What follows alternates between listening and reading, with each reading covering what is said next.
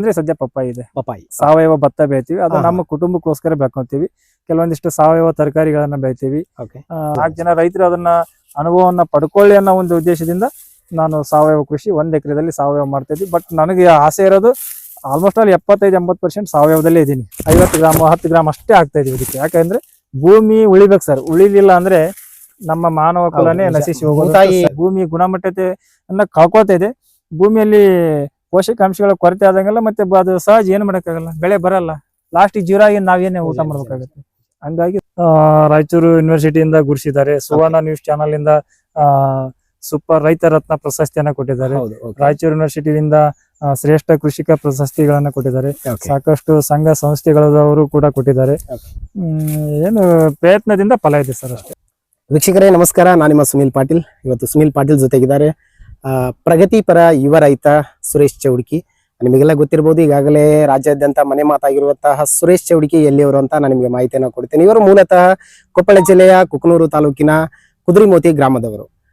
ಒಂದು ವಿಚಾರ ನಿಮಗೆ ನೆನಪಿರ್ಲಿ, ಆಕಾಶವಾಣಿಯನ್ನ ಕೇಳುವಾಗ ಒಂದು ಮೆಲ್ನುಡಿಯ ಒಂದು ಕೃಷಿಗೆ ಸಂಬಂಧಿಸಿದ ಧ್ವನಿ ಒಂದು ಸಂದರ್ಶನದಲ್ಲಿ ನಾವು ಕೇಳಲ್ಪಡ್ತೇವೆ. ಅಂತಹ ಧ್ವನಿ ಏನಾದ್ರೂ ಕೇಳಲ್ಪಟ್ಟಿದ್ದು ನೆನಪಾದ್ರೆ ಮೊದಲ ನೆನಪಿಗೆ ಬರೋದು ನಮಗೆ ಸುರೇಶ್ ಚೌಡಕಿ ಅವರದು ಅಲ್ವಾ. ಹೊಸಪೇಟೆ ಆಕಾಶವಾಣಿ ಕೇಂದ್ರ ಅಂದ ತಕ್ಷಣವೇ ಕೃಷಿ ವಿಚಾರಗಳಿಗೆ ಸಂಬಂಧಿಸಿದಂತೆ ವಿಶೇಷ ಸಂದರ್ಶನಗಳು ಲಭ್ಯ ಆಗ್ತಾ ಇದಾವಂದ್ರೆ ಅದರಲ್ಲಿ ಹೆಚ್ಚು ಲಭ್ಯ ಆಗ್ತಾ ಇರುತ್ತೆ ಸುರೇಶ್ ಚೌಡಕಿ ಅವರಿಂದ. ಯಾಕಂದ್ರೆ ಸುರೇಶ್ ಚೌಡಕಿ ಅವರು ಕೃಷಿ ಕ್ಷೇತ್ರದಲ್ಲಿ ಈಗಾಗಲೇ ಸಂಪನ್ಮೂಲ ವ್ಯಕ್ತಿಯಾಗಿಯೂ ಸಹ ಗುರುತಿಸಿಕೊಂಡಿದ್ದಾರೆ. ಸಾಕಷ್ಟು ಯುವ ಜನತೆಗೆ ಅವರೀಗ ರೋಲ್ ಮಾಡೆಲ್ ಅಂದ್ರೆ ಮಾದರಿಯಾಗಿಯೂ ಸಹ ಕಾಣಿಸಿಕೊಳ್ತಾ ಇದ್ದಾರೆ. ವೀಕ್ಷಕರೇ, ಯಾಕಿದನ್ನು ಹೇಳ್ತಾ ಇದ್ದೀನಿ ಅಂದ್ರೆ, ಇವತ್ತು ಭಾರತದ ಬೆನ್ನೆಲುಬು ಕೃಷಿ ಅಂತ ಕರಿತಾ ಹೋಗ್ತೀವಿ. ಈ ಕೃಷಿಯನ್ನ ಅಥವಾ ಈ ಕೃಷಿಯಲ್ಲಿ ತೊಡಕೊಳ್ಳಿಕ್ಕೆ ಯುವ ಜನತೆ ಹಿಂದೆಜ್ಜೆಯನ್ನ ಹಾಕೋದನ್ನ ನಾವು ಸಾಕಷ್ಟು ಕೇಳಿರ್ತೇವೆ. ಆದ್ರೆ ಇವತ್ತಿನ ಈ ಒಂದು ಸುಂದರ ಕಾರ್ಯಕ್ರಮದಲ್ಲಿ ನಾವು ಸುರೇಶ್ ಚೌಡಕಿ ಅವರ ಜೊತೆ ಮಾತಾಡ್ತಾ ಈ ಯುವ ಜನತೆ, ಯಾವ ಯುವ ಜನತೆ ಇವತ್ತು ಕೃಷಿ ಅಂದ್ರೆ ಏನ್ ಲಾಭ ಇದೆ, ಯಾಕೆ ಮಾಡ್ಬೇಕು ಅಂತ ಕ್ವಶನ್ ಮಾಡುವಂತ ಯುವ ಜನತೆಗೆ ಏನ್ ಸಂದೇಶವನ್ನ ಕೊಡ್ತಾರೆ ಅಂತ ನೋಡೋಣ ಬನ್ನಿ. ಯುವ ಜನತೆ ಇವತ್ತು ಸಾಕಷ್ಟು ರೀತಿಯಲ್ಲಿ ಕೃಷಿ ಅಂದ್ರೆ ಸಾಕು ಅಲ್ಲಗಳಿತಾ ಇರ್ತಾರೆ. ಜೊತೆಗೆ ದೂರದ ಪಟ್ಟಣಗಳಿಗೆ ಉದ್ಯೋಗಕ್ಕಾಗಿ ಅರಿಸಿಕೊಂಡು ಹೋಗ್ತಾರೆ. ಜಮೀನನ್ನ ಬೇರೊಬ್ಬರಿಗೆ ಗುತ್ತಿಗೆ ಹಾಕ್ತಾರೆ ಮತ್ತು ಬೇರೆ ಬೇರೆ ಲೀಸ್ ಹಾಕಿ ಭೂಮಿ ತಾಯಿಯನ್ನ ಮರೆತು ಹೊರಟೋಗ್ಬಿಡ್ತಾರೆ, ನಮಗೆ ಗೊತ್ತಿರೋ ವಿಚಾರ. ಹಾಗಾದ್ರೆ ಈ ಕೃಷಿ ವಿಚಾರದ ಬಗ್ಗೆ ತಾವು ಮೊದಲನೇದಾಗಿ ಹೇಳುವಂತ ಅತ್ಯಂತ ಶ್ರೇಷ್ಠ ಮಾತು ಯಾವುದು ಸರ್? ಕೃಷಿ ವಿಚಾರದಾಗ ಹೇಳ್ಬೇಕಂತಂದ್ರೆ ಇದರಿಂದ ಪ್ರಯತ್ನ ಇದೆ, ಶಿಕ್ಷಣ ಬೇಕಾಗಿದೆ, ಮಾಹಿತಿಯನ್ನ ಕೊರತೆ ಆಗಿದೆ. ಹಂಗಾಗಿ ನಾವು ಪಟ್ಟಣಕ್ಕೆ ಹೋಗಿ ಎಲ್ಲೋ ಒಂದು 4 ಕಾಸಿಗೆ ದುಡಿದು ನಮ್ಮ ಆರೋಗ್ಯನ ಹಾಳು ಮಾಡ್ಕೊಂತಿದ್ವಿ, ನಮ್ಮ ಕುಟುಂಬವನ್ನ ದೂರ ಮಾಡ್ಕೊಂತಿದ್ವಿ, ನಮ್ಮಲ್ಲಿ ಇರ್ತಕ್ಕಂಥ ಪ್ರಕೃತಿಯನ್ನ ದೂರ ಮಾಡ್ಕೊಂತೀವಿ, ಸ್ನೇಹಿತರನ್ನ ದೂರ ಮಾಡ್ಕೊಡ್ಕೊಂತ ಪ್ರಕೃತಿಯನ್ನ ದೂರ ಮಾಡ್ಕೊಂತ. ನೋಡಿ, ಈಗ ಇಂಥ ಸಂಪತ್ಭರಿತಾದ ತೋಟದಲ್ಲಿ ಇದೀವಿ ಅಂದ್ರೆ ಏನೋ ಒಂದು ಖುಷಿ ವಿಚಾರ. ಹಂಗಾಗಿ ಒಳ್ಳೆ ಕೃಷಿಯನ್ನ ಮಾಡಿದಾಗ ಮಾತ್ರ ಯುವಕರಿಗೆ ಲಾಭ ಇದೆ. ಎಲ್ಲೋ ಪಟ್ಟಣದಲ್ಲಿ ಹೋಗಿ ಕೂತು ಏನೋ ಒಂದು ಸಣ್ಣ ಪುಟ್ಟ ಕೆಲಸ ಮಾಡಿ ತಮ್ಮ ಜೀವನಕ್ಕೆ ಆಗದಷ್ಟು ಕಾಸನ್ನು ಸಂಪಾದನೆ ಮಾಡೋದಂತ ಇಂಥ ಒಂದು ಕೃಷಿಯನ್ನ ಮಾಡಿದ್ರೆ ಸಾಕಷ್ಟು ಇಲಾಖೆ ಸಪೋರ್ಟ್ ಮಾಡ್ತಾ ಇದೆ. ಸಾಕಷ್ಟು ಫಲವತ್ತಾದ ಭೂಮಿ ಇದೆ ನಮ್ಮ ಭಾಗದಲ್ಲಿ. ಈ ಫಲವತ್ತಾದ ಭೂಮಿಯನ್ನ ನಾವು ಸವಿಬೇಕು. ಇದನ್ನ ಭೂಮಿ ಇರೋದೇನಂದ್ರೆ ತಾಯಿ ನಮಗೆ ಜನ್ಮ ಕೊಟ್ಟಾಳ. ಈ ಭೂಮಿಯನ್ನ ನಾವು 2ನೇ ತಾಯಿ ಅಂದ್ರೆ ಭೂಮಿ. ಈ ಭೂಮಿ ತಾಯಿಯನ್ನ ಭೂಮಿ ತಾಯಿಯಲ್ಲಿ ಫಲವತ್ತತೆಯಿಂದ ಬೆಳೆದಾಗ ನಮಗೂ ಒಂದು 4 ಕಾಸು ಬರುತ್ತೆ, ನಮ್ಮ ಕುಟುಂಬದ ಜೊತೆ ಇರ್ತೀವಿ. ಅದು ನಾನು ಹೇಳಿಕೆ ಬಯಸ್ತೀನಿ. ಕೃಷಿ ಅಂದ್ರೆ ತಮ್ಮ ಪ್ರಕಾರ ಈ ಒಂದು ವಿಶೇಷವಾಗಿರ್ತಕ್ಕಂಥ ಸ್ಥಾನವನ್ನ ಕೊಡ್ತಾ ಇದ್ರಿ. ಈ ಭೂಮಿ ತಾಯಿಗೆ ಮೊದಲ ಸ್ಥಾನವನ್ನ ಅಂದ್ರೆ 2ನೆಯ ತಾಯಿ ಅಂತ ಹೋಲಿಕೆ ಮಾಡ್ತಾ ನೀವು ವಿವರಿಸ್ತಾ ಇದ್ರಿ. ಜೊತೆಗೆ ಸುರೇಶ್ ಚೌಡಕಿ ಅವರೇ, ಈಗ ಸುರೇಶ್ ಚೌಡಕಿ ಅವರ ಕೃಷಿ ಕಾಯಕ ಯಾವ ವಯಸ್ಸಿಂದ ಶುರುವಾಯ್ತು, ಹೇಗೆ ನೀವು ಇದರ ಬಗ್ಗೆ ಅತ್ಯಂತ ಇಂಟ್ರೆಸ್ಟ್ ಅನ್ನ? ಕೃಷಿ ನಮಗೆ ಜ್ಞಾನ ಬಂದಿರೋದಂದ್ರೆ ಬಾಲ್ಯ. ಯಾಕಂದ್ರೆ 3 ತಲೆಮಾರಿನ ಕೃಷಿ ಜೀವನ ನಮ್ದು. ಹೌದು, ಇವತ್ತು ನಿನ್ನೆ ಬಂದು ನಾವು ಅಗ್ರಿಕಲ್ಚರ್ ಮಾಡ್ತಾ ಇಲ್ಲ. ತಾತ ಮುತ್ತಾತನ ಕಾಲದಿಂದಾನು ನಾವು ಒಂಥರ, ಯಾಕಂದ್ರೆ ಚೌಡಕಿ ಅನ್ನೋ ಕುಟುಂಬ ಏನಿದೆಯಲ್ಲ ಸ್ವಲ್ಪ ಮೂಲತಃ ಒಂಥರ ಈ ಸ್ವಾತಂತ್ರ್ಯ ಪೂರ್ವದ ಹಿಂದೆ ಹೋದ್ರೆ ಬಹಳ ಕತೆ ಬಹಳ ಇದೆ, ಹೇಳೋದು ಅಷ್ಟು ಬೇಡ. ಒಂಥರ ಸಂಚಾರಿ ಜೀವನ ಇದ್ದಂಗಿತ್ತು. ಯಾಕಂದ್ರೆ ನಮ್ಮ ಚೌಡಕಿ ನಾದವನ್ನ ನುಡಿಸ್ತಾ ಈ ಹುಲಿಗೆಮ್ಮ ದೇವಿ ಹತ್ರ ನಾವು ಒಂದು ಆಕೆಯ ಆಶೀರ್ವಾದವನ್ನ ಪಡ್ಕೋತಾ ಭಕ್ತರಿಗೆ ಸೇವೆ ಮಾಡತಕ್ಕಂತ ಒಂದು ಕುಟುಂಬ ಇದು. ಈಗ ಕ್ರಮೇಣವಾಗಿ ಸ್ವಾತಂತ್ರ್ಯ ಸಿಕ್ಕ ನಂತರ ಒಂದು ನೆಲೆ ಊರಿ ಈ ಒಂದು ಕೃಷಿಯನ್ನ ಮಾಡ್ತಾ ಇದ್ದಾರೆ. ಅವಾಗ್ಲಿಂದ ಹಿಡಿದ್ರೆ ನಮಗೆ ಒಂದು 3 ತಲೆ ಅಂತ ಅನ್ಕೋಬಹುದು. ಅಲ್ಲಿಂದ ನಮ್ದು ಕೃಷಿಯ ಜೀವನ ಪ್ರಾರಂಭ ಆಗಿದೆ. ನಮ್ಗೆ ತಾಯಿಯಿಂದ ಕೃಷಿಯ ಶಿಕ್ಷಣವನ್ನ ಪಡೆದಿದ್ದೆ ನಾನು ಹೆಚ್ಚು. ಕೃಷಿಯ ಬಗ್ಗೆ ಆಸಕ್ತಿ ಮೂಡಿಸ್ಲಿಕ್ಕೆ ತಾಯಿನೇ ಮೂಲ ಕಾರಣ. ಮೂಲತಃ ಅವರೇ ನಮಗೆ ಕೃಷಿಯತ್ತ ಸೆಳೆಯಲಿಕ್ಕೆ ಕಾರಣ. ಅದು ಮೇಲತ್ತು ನಮ್ದು ಕೃಷಿ ಕುಟುಂಬ ಇರೋದ್ರಿಂದ ನನಗೆ ಬಹಳ ಆಸೆ ಅಂದ್ರೆ ಪೊಲೀಸ್ ಆಗ್ಬೇಕಂತ ಆಸೆ ಇತ್ತು. ಒಂದು ಪೊಲೀಸ್ ಆದ್ರೆ ಯಾವ್ದೋ ಒಂದು ಮೂಲೆಯಲ್ಲಿ ಇರ್ತಿದ್ವಿ. ಬಟ್ ಕೃಷಿಕ ಆಗಿರೋದ್ರಿಂದ ಕರ್ನಾಟಕದ ಮಗನಾಗಿ ಬೆಳಿತಾ ಇದ್ದೀನಿ. ಅದೊಂದು ಖುಷಿ ವಿಚಾರ. ಅಂದಾಗೆ ಸುರೇಶ್ ಚೌಡಕಿ ಅವರ ತಮ್ಮ ವಿದ್ಯಾಭ್ಯಾಸ ನನಗೆ ಇದು ಕೃಷಿಯನ್ನ ಮಾಡ್ಕೊಂತಾನೆ ವಿದ್ಯಾಭ್ಯಾಸ ನಮ್ದು. ಯಾಕಂದ್ರೆ ಬೆಳಿಗ್ಗೆ ಹೋಗಿ ಮೇವ್ ತರಬೇಕು, ಆಮೇಲೆ ಮತ್ತೆ ಬೇನೆ ಹೋಗಿ ಎತ್ತಿ ಹಿಡ್ಕೊಂಡ್ ಇಲ್ಲ ಚಕ್ಡಿ ಹೊಡಿಸ್ಕೊಂಬರ್ಬೇಕು. ಅದೊಂದು ಖುಷಿ ಲೈಫ್ ಸರ್ ನಮ್ಗೆ. ಅದು ಒಂದು ಜೀವನನೇ ಬೇರೆ ನಮ್ಗೆ. ಅಂತ ಒಂದು ಹಳ್ಳಿಯಲ್ಲಿ ಹುಟ್ಟಿರ್ತಕ್ಕಂತ ನಾನು. ಬಟ್ ಹಳ್ಳಿಯಲ್ಲಿ ಹುಟ್ಟಿ ಏನಪ್ಪಾ ಇವು ಹಳ್ಳಿ ಗುಗ್ಗು ಏನ್ ಮಾಡ್ತಾನೆ. ಪ್ರಥಮದಲ್ಲಿ ನಮ್ಮ ಪ್ರಾಥಮಿಕ ಶಿಕ್ಷಕರು ಬೈತಿದ್ರು ನಮ್ಗೆ, ಏನು ಬಹಳ ದಡ್ಡ ಇದೆಯಾ ಹಂಗೆ. ಯಾಕಂದ್ರೆ ಶಿಕ್ಷಕರು ಬೇದಾಗ ಮಾತ್ರ ಇವತ್ ನಾವ್ ಇಲ್ಲಿ ಒಬ್ಬ ಮಾದರಿಯ ರೈತನಾಗಿ ನಿಲ್ಲಿಕ್ರೆ, ಒಬ್ಬ ಪ್ರಗತಿಪರ ಕೃಷಿಕನಾಗಿ ನಿಂತಿದ್ದೀನಿ. ಬಟ್ ಶಿಕ್ಷಕರ ಶ್ರಮನೂ ಇದೆ, ನನ್ನನ್ನ ಬೆಳೆಸಿದ್ದಕ್ಕೆ ತಾಯಿಯ ಶ್ರಮ ಇದೆ, ಅವರ ಒಂದು ಆಶೀರ್ವಾದದಿಂದ ನಾನು ನಿಂತಿದ್ದೀನಿ. ಈಗಾಗಲೇ ಕೃಷಿ ಕ್ಷೇತ್ರದಲ್ಲಿ ಯಾವ ಯಾವ ರೀತಿಯ ಬೆಳೆಗಳನ್ನ ಬೆಳೆದ ಅನುಭವ ತಮಗಿದೆ? ಸರ್, ಪ್ರಥಮದಲ್ಲಿ ತಂದೆಯವರು ಸಜ್ಜಿ, ಮೆಕ್ಕೆಜೋಳ, ಶೇಂಗಾ ಇಂತ ಸಣ್ಣ ಪುಟ್ಟ ತರಕಾರಿಗಳನ್ನ, ಗಡ್ಡೆ ಗೆಣಸು. ಯಾಕಂದ್ರೆ ಅವಾಗ ನಮಗೆ ಸ್ವಾತಂತ್ರ್ಯ ಪೂರ್ವದಲ್ಲಿ ಗಡ್ಡೆ ಗೆಣಸುಗಳನ್ನ ಬೆಳೆದು ನಮ್ಮ ಕುಟುಂಬವನ್ನ ಕಟ್ಟಿದ್ದಾರೆ. ಹೌದು, ಯಾಕಂದ್ರೆ ಅವಾಗಿನ ಪರಿಸ್ಥಿತಿನೇ ಹಂಗಿತ್ತು. ಅನ್ನದ, ಯಾಕಂದ್ರೆ ಹಸಿರು ಕ್ರಾಂತಿ ಆಗೋದಕ್ಕಿಂತ ಪೂರ್ವದಲ್ಲಿ ಬಹಳ ಆಹಾರಕ್ಕೆ ಕೊರತೆ ಇತ್ತು ನಮ್ಮ ಭಾರತ ದೇಶದಲ್ಲಿ. ಕ್ರಮೇಣವಾಗಿ ಯಾವಾಗ ಈ ಸೀಡ್ಸ್ ಹಸಿರು ಕ್ರಾಂತಿ ಆಯ್ತಲ್ಲ, ಅವಾಗಿಂದ ಸ್ವಲ್ಪ ಆಹಾರ ಹೆಚ್ಚು ಬೆಳಿಲಿಕ್ಕೆ ನಮ್ಮ ಭಾರತದ ರೈತರು ಮುಂದೆ ಬಂದ್ರು. ಅದಕ್ಕಿಂತ ಪೂರ್ವದಲ್ಲಿ ಗಡ್ಡೆ ಗೆಣಸುಗಳನ್ನ ತಿಂದು ಈ ನಮ್ಮೇನು ಜವಾರಿ ತಳಿಗಳಿದ್ವಲ್ಲ, ಸಿರಿಧಾನ್ಯಗಳು, ಅವನ್ನ ತಿಂದು ನಾವು ಜೀವನವನ್ನ ಸಾಗಿಸ್ಬೇಕಾಗಿತ್ತು. ಅದು ಗಟ್ಟಿಯಾದ ಆಹಾರ ಇತ್ತು. ಈಗೆಲ್ಲ ಬೆಳೆದಿರ್ತಕ್ಕಂಥದ್ದು ಇನ್ನೂ ಸ್ವಲ್ಪ ಈ ಜವಾರಿ ಬಂದು ಕಷ್ಟ ಆಗಿದೆ. ಅಂತ ಕಾಲದಲ್ಲೇ ಬೆಳೆದಿದ್ದಂತಕ್ಕಂಥ ನಮ್ಮ ಅಜ್ಜ ಮುತ್ತಜ್ಜವರು, ಅದರ ಮುಖಾಂತರ ನಮ್ ಕೃಷಿ ಸಾಗ್ತಾ ಇದೆ ಸರ್. ಅಂದಾಗೆ ಇವತ್ತು ಯುವ ಜನತೆ ಹೇಳ್ತಾರೆ ಕೃಷಿಯಿಂದ ಲಾಭ ಇಲ್ಲ. ಹಂಗೆ ಹೇಳುವಂತಹ ಯುವ ಜನತೆಗೆ ನೀವು ಕೊಡುವಂತ ಸಂದೇಶ, ಜೊತೆಗೆ ಈ ರೈತರು ಕೃಷಿಯಲ್ಲಿ ತೊಡಗಿದ ತಕ್ಷಣವೇ ಲಾಭವನ್ನು ಬಯಸ್ತಾರಲ್ಲ, ಅದಕ್ಕೆ ನಿಮ್ ಸಂದೇಶ? ಅಲ್ಲ, ನಾನು ಯುವಕರಿಗೆ ಲಾಭ ಇಲ್ಲ ಅಂತ ಕೇಳ್ತಾರೆ, ಅದು ಕರೆಕ್ಟ್ ಇದೆ. ಇಲ್ಲ ಅಂತ ನಾನು, ಲಾಭ ಇದೆ, ಲಕ್ಷಣನೇ ಇದೆ. ಯಾಕಂದ್ರೆ ಪ್ರಕೃತಿ ಮುಗಿಸ್ಕೊಂಡು ನಾವು ಈಗ ಬೆಳಕಿ ಬಂದ್ ನಿಂತಿದೀವಿ ಅಂದ್ರೆ ಸಾಕಷ್ಟು ಸಮಸ್ಯೆಗಳನ್ನ ಎದುರಿಸಿ ಇಲ್ಲಿ ಬಂದ್ ನಿಂತಿದ್ವಿ. ಲಾಭ ಇಲ್ಲ ಅನ್ನೋ ರೈತರು ನಮ್ಮನ್ನ ಪ್ರಶ್ನೆ ಹಾಕ್ಲಿ, ನಮ್ಮನ್ನ ಸವಾಲ್ ಹಾಕ್ಲಿ, 1 ಎಕರೆ ಅವ್ರ ಭೂಮಿ ಕೊಡ್ಲಿ, ಅವ್ರ ಭೂಮಿಯಲ್ಲೇನೆ ನಾವು ಆದಾಯ ತೆಗೆದು ತೋರಿಸ್ತೀವಿ. ಯಾಕಂತಂದ್ರೆ 1 ಎಕರೆದಲ್ಲಿ ಬಾಳ ಬೇಡ, ನೀವು ಒಂದ್ 15 ಗುಂಟೆ ಕನಕಾಂಬರಿ ಹಚ್ಚ್ರಿ. ಇವತ್ತಿನ ಕನಕಾಂಬರಿ ರೇಟ್ ಏನಿದೆ? 500 ರೂಪಾಯಿ ಕೆಜಿ ಇದೆ. ಮತ್ತೆ 500 ರೂಪಾಯಿ ಕೆಜಿ ಇದ್ರೆ ಅಲ್ಲಿ ಎಲ್ಲೇ ಹೋಗಿ ಸೀಟಾಗಿ ಹೋಗಿ ಅಲ್ಲಿ 500 ರೂಪಾಯಿ ಕೆಲಸ ಮಾಡ್ಬೇಕು? ಒಂದು ಕನಕಾಂಬರಿ 1 ಕೆಜಿ ಕನಕಾಂಬರಿ ಅರಿಲಿಕ್ಕೆ ಗಂಡ ಹೆಂಡತಿ ಇಬ್ರ ಸಾಕು. ಮತ್ತೆ ಇನ್ನ ಏನು ಯಾವ ಲೇಬರ್ ಬೇಡ, ಸದಸ್ಯರು ಸಾಕು. ಕುಟುಂಬದ ಸದಸ್ಯರಿದ್ರೆ 1 ಕೆಜಿ ಕನಕಾಂಬರಿ ಅರಿಬಹುದು. ಅದೇ ನೀವು 2 ಕೆಜಿ ಅರಿದ್ರೆ 1000 ರೂಪಾಯಿ ಆಯ್ತು. ಈ ಇಂಜಿನಿಯರ್ಗೆ ಐತಿ, ಇಂಜಿನಿಯರ್ಗೆ 30,000 ಸಿಗ್ತಾ ಇಲ್ಲ ಈಗಿನ ಕಾಲದಲ್ಲಿ. ಇಂಜಿನಿಯರ್ ಓದಿ ಮನೆ ಕುಂತ್ಕೊಂಡಿರೋ ಮಕ್ಕಳೆಲ್ಲ, ಯಾಕೆ ನೀವು ನಾನು ಇಂಜಿನಿಯರ್ ಆಗ್ಬೇಕು, ಅದಾಗಬೇಕು? ಅದಕ್ಕಂತೂ ಶ್ರೇಷ್ಠವಾದ ಕಾಯಕ ಅಂದ್ರೆ ಕೃಷಿ ಕಾಯಕ.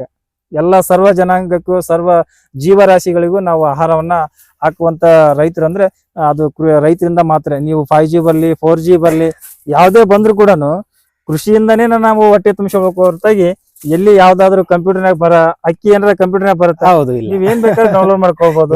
ನಿಮ್ ಪ್ರಕಾರ ಟೆಕ್ನಾಲಜಿ ಅಭಿವೃದ್ಧಿ ಆಗ್ತಿದೆ, ಟೆಕ್ನಾಲಜಿಯಿಂದ ಊಟ ಸಿಗ್ಲಿಕ್ಕೆ ಸಾಧ್ಯ ಇಲ್ಲ ಸರ್. ಹಣ ಗಳಿಸಬಹುದು ಅಷ್ಟೇ. ಹಣ ಗಳಿಸಬಹುದು, ನೀವು ಸಂಪತ್ತು, ಅಡವೆ ಎಲ್ಲವನ್ನ ಮಾಡ್ಬೋದು. ಆದ್ರೆ ಆಹಾರವನ್ನ ಎಲ್ಲಿಯಾದ್ರೂ ಉತ್ಪಾದನೆ ಮಾಡ್ಬೇಕಂದ್ರೆ ಇದೇ ಭೂಮಿಯಲ್ಲಿ ನಾವು ಉತ್ಪಾದನೆ ಮಾಡ್ಲಿಕ್ಕೆ ಸಾಧ್ಯ ಇದೆ. ಜೊತೆಗೆ ಈ ಕೃಷಿ ಕಾಯಕ ಅಂತ ಬಂದಾಗ ತುಂಬಾನೇ ಡಿಫಿಕಲ್ಟ್ ಆಗಿರುತ್ತೆ, ಕಠಿಣ ಅನ್ಸುತ್ತೆ ಅಂತ ಹೇಳ್ತಾರೆ. ಎರಡೇ ಮಾತಲ್ಲಿ ಏನ್ ಹೇಳ್ತೀರಾ? ನೋಡಿ, ಮಳೆಗಾಲಕ್ಕ ನೆನಿಬೇಕಾಗತ್ತೆ, ಚಳಿಗಾಲಕ್ಕೆ ಕುಗ್ಬೇಕಾಗತ್ತೆ, ಬೇಸಿಗೆಯಲ್ಲಿ ಈ ಬಿಸಿಲನ್ನ ತಡಿಬೇಕಾಗತ್ತೆ. ಹಂಗಾದಾಗ ಮಾತ್ರ ಕೃಷಿ ಸಕ್ಸಸ್ ಆಗುತ್ತೆ. ನಾವು ಹೈದರಾಬಾದ್ ಕರ್ನಾಟಕ ಭಾಗ. ಹೌದು ಸರ್. ಈ ಹೈದರಾಬಾದ್ ಕರ್ನಾಟಕ ಭಾಗದಲ್ಲಿ ಯಾವ ರೀತಿಯ ಬೆಳೆಗಳನ್ನ ಬೆಳೆದ್ರೆ ರೈತರು ಪ್ರಾಫಿಟ್ ಪಡ್ಲಿಕ್ಕೆ ಸಾಧ್ಯ ಆಗುತ್ತೆ? ಸರ್ ನೋಡಿ, ನಮ್ಮ ಬಿಸಿಲ ನಾಡಿನಲ್ಲಿ ಸಾಕಷ್ಟು ಬೆಳೆಗಳನ್ನ ಏನ್ ಬೆಳೆದ್ರು ನಾವು ಲಾಭ ಪಡ್ಕೊಳ್ಬಹುದು. ಮಾವು ಬೆಳೆದ್ರು ನಮ್ಗೆ ಇಲ್ಲಿ ಸಾಕಷ್ಟು ಜನ ಲಕ್ಷಗಟ್ಟಲೆ ತಗೊಂಡೋಗಿದ್ದಾರೆ, ಕೋಟಿಗಟ್ಟಲೆ ತಗೊಂಡೋಗಿದ್ದಾರೆ.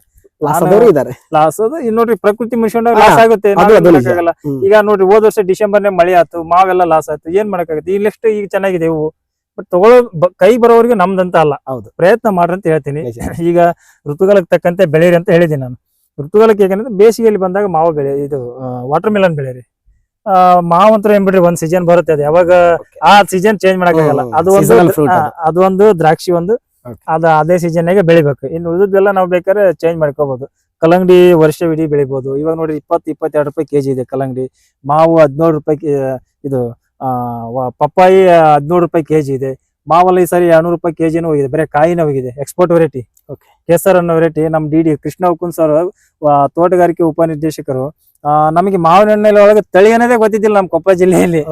ಅವರು ನಮ್ ಕೃಷ್ಣ ಹುಕುನ್ ಸರ್ ಬಂದ್ಮೇಲೆ ಮಾವಿಗೆ ಎಂತ ಬೇಡಿಕೆ ಬಂದಿದೆ ಅಂದ್ರೆ, ಮಾವು ಅಂದ ತಕ್ಷಣ ಕೊಪ್ಪಳ ಜಿಲ್ಲೆ ನೆನಪಾಗುತ್ತೆ. ಬಟ್ ಎಲ್ಲೋ ಒಂದ್ ಕಡೆಯಿಂದ ಹೇಳ್ತೀವಿ ನಾವು. ಇಲ್ಲಾಂದ್ರೆ ಹುಬ್ಳಿ ಹೇಳ್ಬೇಕಾಗಿತ್ತು ನಾವು. ನಮ್ ಜಿಲ್ಲೆ ಹೆಸರು ಹೇಳ್ಕೊಂಡಿಲ್ಲ ಇದುವರೆಗೆ. ನಾವು ಈಗ ಎಜೆ ತಟ್ಕೊಂಡ್ ಹೇಳ್ತೀವಿ, ಇಲ್ಲ ಹುಬ್ಳಿ ಅಂತ ಹೇಳ್ತಿದ್ವಿ ಅವಾಗೆಲ್ಲ. ಇಲ್ಲ ಈ ಕಡೆ ಹೊಸಪೇಟೆ ಪಕ್ಕದರ್ರಿ ಅಂತ ಹೇಳ್ತಿದ್ವಿ. ಆದ್ರೆ ನಮ್ ಜಿಲ್ಲೆ ಆಗಿ ಒಂದ್ 26-27 ವರ್ಷ ಆದ್ರೂ ಕೂಡ ನಾವು ನಮ್ಮ ಜಿಲ್ಲೆ ಹೆಸರು ಹೇಳ್ಕೊಳಕ ನಮ್ಗೆ ಈಗ ಹೆಮ್ಮೆಯಿಂದ ಕೊಪ್ಪಳ ಜಿಲ್ಲೆ. ಈಗ ಎಲ್ಲಿಂದ ಬಂದಿ ಕೊಪ್ಪಳ ಜಿಲ್ಲೆ ಅಂದ್ರೆ ಟಕ್ಕನ ಫ್ಲಾಶ್ ಆಗುತ್ತೆ. ಯಾಕಂದ್ರೆ ನಮ್ಮ ಜಿಲ್ಲೆ ಗುರುಸ್ಕೊಳ್ತಾ ಇದೆ, ಗವಿಮಠದಿಂದ ಗುರುಸ್ಕೊಳ್ತಾ ಇದೆ, ಸಾಕಷ್ಟು ಏನೋ ಒಂದು ಬದಲಾವಣೆ ಒಳಗ ಹೊಸದರ ಒಳಗ ಗುರುಸ್ಕೊಳ್ತಾ ಇದೆಯಲ್ಲ, ಅದು ನಮ್ಮ ಜಿಲ್ಲೆಯ ಒಂದು ಹೆಮ್ಮೆ ಮತ್ತು ಅದು ಖುಷಿ ಅಂತ ಹೇಳ್ತೀನಿ. ಸುರೇಶ್ ಚೌಡಕಿ ಅವರೇ, ಇನ್ನೊಂದು ಪ್ರಶ್ನೆ. ಈ ಭೂಮಿಯಲ್ಲಿ ಬೆಳೆಯನ್ನ ಬೆಳಿಬೇಕಾದ್ರೆ ಮಣ್ಣಿನ ಪರೀಕ್ಷೆ ಅವಶ್ಯಕ ಅಂತ ಕೆಲವೊಬ್ರು ಹೇಳ್ತಾರೆ. ಕೆಲವೊಬ್ರು ಮಣ್ಣಿನ ಪರೀಕ್ಷೆನ ಮಾಡಿಸದೆ ಬೆಳೆಗಳನ್ನ ಬೆಳೆದು ಫೇಲ್ ಆಗ್ತಾರೆ. ಮಣ್ಣು ಪರೀಕ್ಷೆ ಮಾಡೋದು ಸೂಕ್ತ, ಬಟ್ ನನಗೆ ಜ್ಞಾನ ಬೆಳೆದಿರೋದ್ರಿಂದ ಈ ಭೂಮಿಯಲ್ಲಿ ಇದು ಬೆಳಿತೈತಿಲ್ಲ ಅಂತ ನಾನೇ ಹೇಳ್ತೀನಿ. ಬೇಕಾದ್ರೆ ಯೂನಿವರ್ಸಿಟಿ ಅವ್ರು ಸರ್ಟಿಫಿಕೇಟ್ ಕೊಡ್ತಾರೆ, ನಾನು ನನ್ನ ಅನುಭವದ ಮುಖಾಂತರ ಸರ್ಟಿಫಿಕೇಟ್ ಕೊಡ್ತೀನಿ. ಯಾಕಂದ್ರೆ ನೋಡಿ, ಈ ಭೂಮಿ ಒಳಗೆ ಪಪ್ಪಾಯಿ ಬೆಳಿಬಹುದು ಅಂತ ನಾ ಹೇಳ್ತೀನಿ. ಇಲ್ಲಿ ನಾವು ಇವತ್ತು ಆಕಾಶವಾಣಿ ಹೊಸಪೇಟೆ ಕೇಂದ್ರವನ್ನ ಕೇಳ್ತಾ ಇದ್ದಾಗ ಹಲವಾರು ಬಾರಿ ನಮ್ಮ ಆಕಾಶವಾಣಿ ಬಳಗದವರು ಸುರೇಶ್ ಚೌಡಕಿ ಅನ್ನುವಂಥವ್ರ ಹೆಸರನ್ನ ಕೇಳ್ತಾರೆ. ಅವರ ಒಂದು ಸಂದರ್ಶನಗಳ ಆಧಾರದ ಮೇಲೆ ಎಷ್ಟೋ ಜನ ರೈತರು ಇವತ್ತು ಕೃಷಿ ಕಾಯಕದಲ್ಲಿ ತೊಡಗಿದ್ದಾರೆ. ಸೊ ಅವರಿಗೆಲ್ಲ ಏನ್ ಸಂದೇಶವನ್ನ ಕೊಡ್ತೀರಾ? ಸರ್, ಫಸ್ಟ್ ನಾನು ಅಂಬೆಗಾಲ್ ಇಟ್ಟಿದ್ದೆ ಹೊಸಪೇಟೆ ಆಕಾಶವಾಣಿಯಲ್ಲಿ. ನನ್ನ ಮೈಕ್ ಹಿಡಿದಿದ್ದೆ ಗೊತ್ತಿದ್ದಿಲ್ಲ. ಹೊಸಪೇಟೆ ಆಕಾಶವಾಣಿ ನನ್ನ ಎಷ್ಟು ಎತ್ತರಕ್ಕೆ ಬೆಳೆಸ್ತೈತೆ ಅಂತ ಅನ್ಕೊಂಡಿದ್ದಿಲ್ಲ. ಸುಮ್ಮನೆ ಏನೋ ಸಂದರ್ಶನ ಕೊಡೋಣ, ನಾವು 4 ಜನರ ಮಧ್ಯೆ ಬರ್ತೀವಿ, ಬೆಳಕಿಗೆ ಬರ್ತೀವಿ ಅನ್ನೋದಕ್ಕೆ ಕೊಟ್ವಿ. ಬಟ್ ಸಂದರ್ಶನ ನಮ್ಮನ್ನ ಇಷ್ಟು ಎತ್ತರಕ್ಕೆ ಬೆಳೆಸಿದೆ. ಬಟ್ ಆಕಾಶವಾಣಿಯಿಂದ ನಾನು ಎಷ್ಟು ಥ್ಯಾಂಕ್ಸ್ ಹೇಳಿದ್ರು ಕಡಿಮೆ. ಬಟ್ ರೈತರಿಗೆ ಸಾಕಷ್ಟು ಅನುಭವ ಆಗಿದೆ. ನಾನು ಬರೀ ಒಂದು ಸಂದರ್ಶನ ಕೊಟ್ಟಿರೋದ್ರಿಂದ ಸಾವಿರಾರು ಜನ, ಎಷ್ಟೋ ಜನ ಹೋಗಿದ್ದಾರೆ. ಆದ್ರೆ ಹೇಳೋದು ಸಾವಿರಾರು ಜನ ಲೆಕ್ಕದಲ್ಲಿ ಹೇಳ್ತೀನಿ. ಸಾಕಷ್ಟು ಹೊಸ ಹೊಸ ಕೃಷಿಗಳನ್ನ ಮಾಡಿ ಆದಾಯ ಪಡ್ಕೊಂಡಿದ್ದಾರೆ. ಬಹಳ ಉದಾಹರಣೆ ಇದೆ ಸರ್. ಇವಾಗ ನೀವು ಎಷ್ಟು ಎಕರೆ ಜಮೀನನ್ನ ಕೃಷಿ ನಿರ್ವಹಣೆಯಾಗಿ ಬಳಸ್ತಾ ಇದ್ದೀರಾ, ಮತ್ತೆ ಯಾವ ಬೆಳೆಗಳನ್ನ ಬೆಳೀತಾ ಇದ್ದೀರಾ ಪ್ರೆಸೆಂಟ್ ಆಗಿ? ಸರ್, ಈ ಸದ್ಯಕ್ಕೆ ನಮಗೆ ಒಂದು 30 ಎಕರೆ ಇದೆ ಸರ್. ಮುಖ್ಯ ಬೆಳೆ ಅಂದ್ರೆ ಸದ್ಯ ಪಪ್ಪಾಯಿ ಇದೆ. ಪಪ್ಪಾಯಿ ಸಾವಯವ ಭತ್ತ ಬೆಳಿತೀವಿ, ಅದು ನಮ್ಮ ಕುಟುಂಬಕ್ಕೋಸ್ಕರ ಬೆಳ್ಕೊಂತೀವಿ. ಕೆಲವೊಂದಿಷ್ಟು ಸಾವಯವ ತರಕಾರಿಗಳನ್ನ ಬೆಳಿತೀವಿ. ನಮಗೆ ಏನ್ ಕುಟುಂಬಕ್ಕೆ ಬೇಕಾಗಿದೆ ಅದೆಲ್ಲ ಸಾವಯವದಲ್ಲೇನೆ ಬೆಳ್ಕೊತಾ ಇದೀವಿ. 1 ಎಕರೆ ಮಾತ್ರ ಸಾವಯವ ಮಾಡ್ತಾ ಇದ್ದೀನಿ.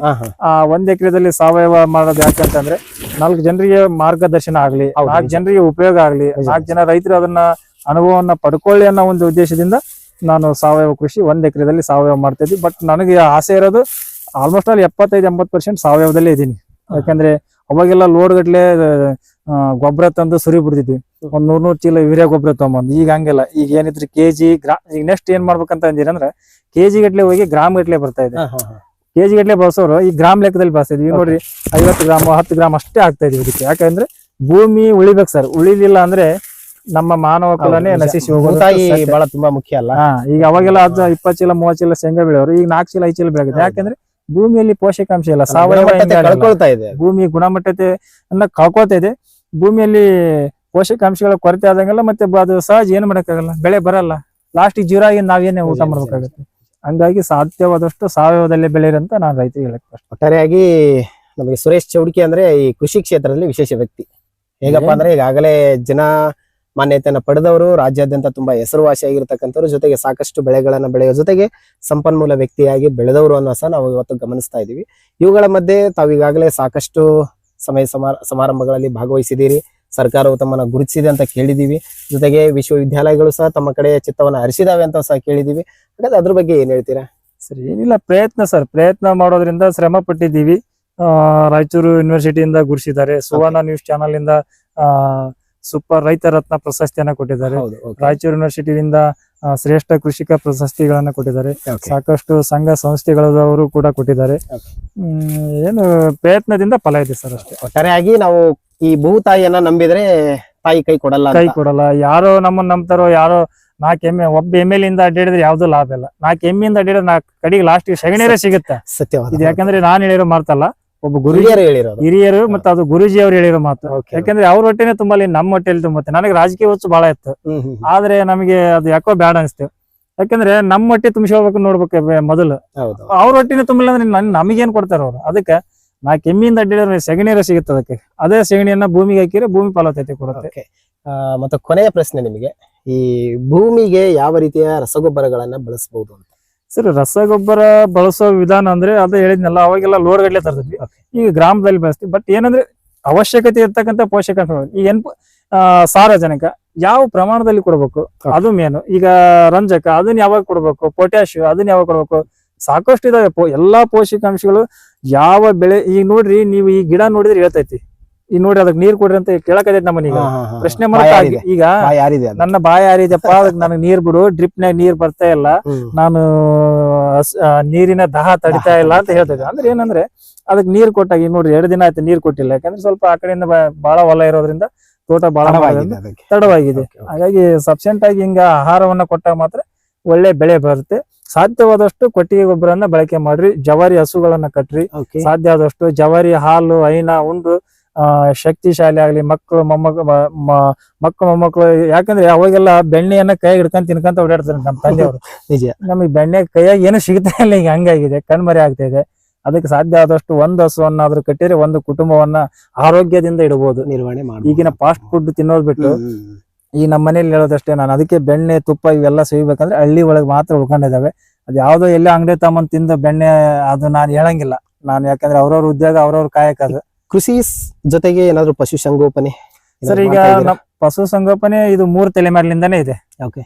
ಯಾಕಂದ್ರೆ ಅವಾಗ್ಲಿಂದಾನು ನಮ್ಮ ತಾತ ಅವರು ಹಸುಗಳನ್ನ ಕಟ್ಟುತ್ತಿದ್ರು, ಎತ್ತುಗಳನ್ನ ಇದ್ರು. ಈಗೇನು ಸ್ವಲ್ಪ ಕಾಲ ಬದಲಾವಣೆ ಆದಾಗಿಂದ ಸ್ವಲ್ಪ ಟ್ಯಾಕ್ಟ್ರಿ ಬಂದಿದೆ. ಬಟ್ ಹಸು ಇದಾವೆ, ಎತ್ತು ಇದಾವೆ, ಕೋಳಿ ಇದೆ, ಕುರಿ ಇದೆ, ನಾಯಿ ಇದಾವೆ, ಬೆಕ್ಕು ಇದಾವೆ. ಇಷ್ಟು ಪ್ರಾಣಿಗಳ ನಮ್ ಜೊತೆಲಿ ಇದಾವೆ. ಯಾಕೆಂದ್ರೆ ಬೆಕ್ಕು ಯಾಕೆ ಇರ್ಬೇಕಂತಂದ್ರೆ ಈಗೆಲ್ಲ ನಮ್ದು 30 ಎಕರೆಯಲ್ಲಿ ಪಪ್ಪಾಯ ಹಾಕಿದೀವಿ. ಆ ಡ್ರಿಪ್ ಅಂತ ಬಂದು ಮನೆಗೆ ಹೊಡ್ತೀವಿ. ಅವಾಗ ಏನ್ ಮಾಡುತ್ತೆ, ಇಲಿ ಅಟ್ಯಾಕ್ ಮಾಡುತ್ತೆ. ಇಲಿಯನ್ನ ಎದುರಿಸ್ಬೇಕಾದ್ರೆ ಬೆಕ್ಕು ಬೇಕು. ಆ ಬೆಕ್ಕಿದ್ದ ಮಾತ್ರ ನಮ್ಮ ಡ್ರಿಪ್ ಉಳ್ಕಂತೈತಿ. ಇಲ್ಲಾಂದ್ರ ನೀವು 10 ಲಕ್ಷ ಅಲ್ಲಿ ಇನ್ನೊಂದು 10 ಲಕ್ಷ ತಮ್ಮೊಂದು ಹಾಕಿ ಡ್ರಿಪ್ ಅನ್ನ ತಿಂದು ಬಿಸಾಡಿಬಿಡುತ್ತೆ. ಅದಕ್ಕೆ ಒಂದಕ್ಕೊಂದು ಪೂರಕವಾಗಿರ್ತಕ್ಕಂಥದ್ದೇ ಕೃಷಿ. ಹಿಂಗಿದ್ದಾಗ ಮಾತ್ರ ಕೃಷಿ ಸಕ್ಸಸ್ ಆಗ್ಲಿಕ್ಕೆ ಸಾಧ್ಯ. ಈಗ ನೋಡ್ರಿ ನಮ್ದು ಇಷ್ಟೆಲ್ಲ ಹೊಲ್ದಾಗ ಡ್ರಿಪ್ ಐತಿ ಅಂದ್ರೆ ಒಂದೆಲ್ಲಿ ಏನು ಚುಕ್ಕಿ ಇದು ಹೋಲ್ ಬಿದ್ದಿಲ್ಲ. ಯಾಕೆ ಬಿದ್ದಿಲ್ಲ ಅಂದ್ರೆ ನಮ್ಮ ಸೈನಿಕರು ಯಾರಂದ್ರೆ ಬೆಕ್ಕು, ನಮ್ಮ ಸೈನಿಕರು ಯಾರಂದ್ರೆ ನಾಯಿ. ಯಾಕಂದ್ರೆ ಏನು ಬಂದ್ರು ಅಬ್ಸರ್ವ್ ಮಾಡುತ್ತೆ. ಕರಡಿ ಬಂತಂದ್ರೆ ನಮ್ ತೋಟಕ್ಕೆ ಅದು ಬೊಗಳಕತೆ ಸಿಗ್ನಲ್ ಕೊಡುತ್ತೆ. ಯಾಕಂದ್ರೆ ಅದರ ವಾಸನೆಯನ್ನ ಹಿಡಿಯುವ ಶಕ್ತಿ ನಾಯಿಗಿದೆ. ಇಲಿಯವನ್ನ ಒಡೆದೋಡಿಸುವ ಶಕ್ತಿ ಬೆಕ್ಕಿಗಿದೆ. ಯಾಕಂದ್ರೆ ಒಂದಕ್ಕೊಂದು ಪೂರಕವಾಗಿದ್ದಾಗ ಮಾತ್ರ ನಮ್ಮ ಕೃಷಿ ಸಕ್ಸಸ್ ಆಗ್ಲಿಕ್ಕೆ ಸಾಧ್ಯ. ಕೃಷಿ ಮಿತ್ರ ಅಂತ ಎರಿಹುಳವನ್ನ ಹೇಗ್ ಕರಿತೀವಿ ಹಾಗೆ ಇವರು ಸಹ ಅದ್ರಲ್ಲಿ ಈಗ ಮಿತ್ರ ಕೆಲಸ ಒಂದಕ್ಕೊಂದು ಪೂರಕವಾಗಿ ಸಂಬಂಧಗಳು ಇರ್ತವೆ. ಅದನ್ನ ಸ್ವಲ್ಪ ನಾವು ಸದುಪಯೋಗ ಮಾಡ್ಕೋಬೇಕು. ಎಲ್ಲೋ ಹೋಗಿ ಎಲ್ಲೇ ದುಡ್ಡು ಹಾಕಿ ನಾವು ಕೃಷಿ ಮಾಡಿವಿ, ಹೈಟೆಕ್ ಮಾಡೀನಿ, ಅದು ಮಾಡೀನಿ ಅಂದ್ರೆ ಕೃಷಿ ಅಲ್ಲ. ಮನೇಲಿ ಎಲ್ಲದೂ ಇರ್ಬೇಕು. ಹಸು ಇರ್ಬೇಕು, ನಮಗೆ ಬೆಕ್ಕು ಇರ್ಬೇಕು, ನಾಯಿ ಇರ್ಬೇಕು, ಎತ್ತುಗಳು ಇರ್ಬೇಕು. ಈಗೀಗ ಟ್ಯಾಕ್ಟ್ರಿ ಎಲ್ಲ ಮುಂದೂಡಿದೆ. ಇಂಥವನ್ನು ಒಂದಕ್ಕೊಂದು ಪೂರಕವಾಗಿ ನಾವು ಹೊಂದಾಣಿಕೆಯಿಂದ ಮಾಡಿದ್ರೆ ಮಾತ್ರ ಕೃಷಿಯಲ್ಲಿ ಸಕ್ಸಸ್ ಆಗ್ಲಿಕ್ಕೆ ಸಾಧ್ಯ. ಇಷ್ಟೆಲ್ಲ ಕೃಷಿ ಮಾಡ್ಲಿಕ್ಕೆ ಎಲ್ಲ ತಂತ್ರಜ್ಞಾನದಿಂದನೇ ಮಾಡ್ತಾ ಇದ್ದೀನಿ. ಕೆಲವೊಬ್ಬ ಯುವಕರು ತಮ್ಮನ್ನ ರೀಚ್ ಆಗ್ಬೇಕಂದ್ರೆ ತಮಗೆ ಕಾಂಟ್ಯಾಕ್ಟ್ ಮಾಡಬಹುದಾ ಸರ್? ಕರ್ನಾಟಕದಾದ್ಯಂತ ನಾನು ಈಗ ಆಲ್ರೆಡಿ ರೈತರು ಸಂಪರ್ಕ ಮಾಡ್ತಾ ಇದ್ದಾರೆ. ನಾನು ನನ್ನದೇ ಆದ ನನಗೇನು ದೇವರು ಜ್ಞಾನವನ್ನ ಕೊಟ್ಟಿದ್ದಾನೆ ಆ ಜ್ಞಾನವನ್ನ ಹಂಚ್ಕೊಳ್ತಾ ಇದ್ದೀನಿ. ನನಗೆ ಸಾಧ್ಯವಾದಷ್ಟು ಜ್ಞಾನವನ್ನ ಹಂಚ್ಕೊಳ್ತೀನಿ, ಸಾಧ್ಯವಾದಷ್ಟು ಜ್ಞಾನವನ್ನ ಪಡ್ಕೊಳ್ತೀನಿ. ಇದುವರೆಗೂ ನಾನು ಇನ್ನು ಪಡ್ಕೋದ್ರಾಗಿದ್ದೀನಿ, ಕೊಡೋದ್ರಾಗೂ ಇದ್ದೀನಿ. ಓಕೆ ವೀಕ್ಷಕರೇ, ನಮ್ಮ ಸಮಯವನ್ನ ಕಳೆದ್ವಲ್ಲ ಇದುವರೆಗೂ. ನಮ್ಮೊಂದಿಗೆ ಸುರೇಶ್ ಚೌಡ್ಕಿ ಪ್ರಗತಿಪರ ಯುವ ರೈತರು ಇದ್ರು. ಸೊ ಸಾಕಷ್ಟು ವಿಚಾರಗಳನ್ನ ಹಂಚಿಕೊಂಡ್ರು. ಜೊತೆಗೆ ಯುವ ಜನತೆಯ ಮನಸ್ಸಿನಲ್ಲಿರುವಂತಹ ಒಂದೇ ಒಂದು ದೊಡ್ಡ ಪ್ರಶ್ನೆ, ಈ ಕೃಷಿಯಿಂದ ಲಾಭ ತೆಗೆಯಬಹುದಾ ಅನ್ನುವಂತ ಪ್ರಶ್ನೆಗೆ ತಮ್ಮದೇ ಆದ ಅನುಭವದ ಉತ್ತರಗಳನ್ನ ನೀಡಿದಾರಲ್ಲ. ಸೊ ತಮ್ಮ ಯಾರಿಗೆಲ್ಲ ಈ ಒಂದು ಕೃಷಿ ಕ್ಷೇತ್ರದಲ್ಲಿ ಆಸಕ್ತಿ ಇರ್ತದೆಯೋ ಅವರು ಸುರೇಶ್ ಚೌಡ್ಕಿ ಅವರನ್ನ ತಾವು ಸಂಪರ್ಕಿಸಬಹುದು. ಅವರ ಒಂದು ದೂರವಾಣಿ ಸಂಖ್ಯೆಯನ್ನು ಸಹ ನಮ್ಮ ಡಿಸ್ಕ್ರೈಬ್ ಬಾಕ್ಸ್ ಅಲ್ಲಿ ನಾವು ಶೇರ್ ಮಾಡಿರ್ತೀವಿ ತಮ್ಮೊಂದಿಗೆ. ಸೊ ಅವುಗಳ ಜೊತೆಯಲ್ಲಿಯೇ ನೀವು ನೇರವಾಗಿಯೂ ಸಹ ನೀವು ಬರಬಹುದು. ಕೊಪ್ಪಳ ಜಿಲ್ಲೆಯ ಕುಕನೂರು ತಾಲೂಕಿನ ಈ ಕುದುರೆಮೋತಿ ಗ್ರಾಮಕ್ಕೆ ಬಂದ್ರೆ ಖಂಡಿತವಾಗಿ ಅವ್ರು ನಿಮಗೆ 24x7 ಅಲ್ಲಿ ಯಾವಾಗ ನೀವು ಸಂಪರ್ಕ ಮಾಡಿದ್ರು ತಮಗೆ ಲಭ್ಯ ಆಗ್ತಾರೆ. ಸೊ ಅವರ ಸಮಯದ ಅಥವಾ ಬಿಡುವಿನ ಸಮಯದಲ್ಲಿ ನಿಮ್ಮೊಂದಿಗೆ ತಮ್ಮ ಸಮಯವನ್ನು ಕಳೀತಾರೆ. ಜೊತೆಗೆ ತಮಗೊಂದಿಷ್ಟು ಕೃಷಿ ಕಾಯಕದ ಬಗೆಗಿನ ಅನುಭವಗಳನ್ನ ಹಂಚಿಕೊಳ್ತಾರೆ. ಅದಕ್ಕೆ ನೀವು ಸಿದ್ಧರಾಗಿರಿ. ಸೊ ಸುರೇಶ್ ಚೌಡ್ಕಿ ಅವರೇ, ತಮಗೆ ತುಂಬ ಹೃದಯ ಧನ್ಯವಾದಗಳು. ನಮ್ಮೊಂದಿಗೆ ತಮ್ಮ ಅಮೂಲ್ಯವಾದ ಸಮಯವನ್ನು ಕಳೆದಿದ್ದೀರಿ. ನಿಮ್ಮ ಕೃಷಿ ಕಾಯಕ ಇನ್ನೂ ಉನ್ನತ ಮಟ್ಟದಲ್ಲಿ ಹೋಗ್ಲಿ, ರಾಜ್ಯದ ಜೊತೆಯಲ್ಲಿಯೇ ರಾಷ್ಟ್ರಾದ್ಯಂತ ಮತ್ತು ಅಂತಾರಾಷ್ಟ್ರೀಯ ಒಂದು ಪ್ರಖ್ಯಾತಿಯನ್ನ ಪಡೆಯುವಂತ ರೀತಿಯಲ್ಲಿ ಬೆಳಿಲಿ ಅಂತ ಆಶಿಸ್ತಾ ತಮಗೆ ಧನ್ಯವಾದಗಳನ್ನ ಹೇಳ್ತೇನೆ. Thank you. ತಮಗೂ ಕೂಡ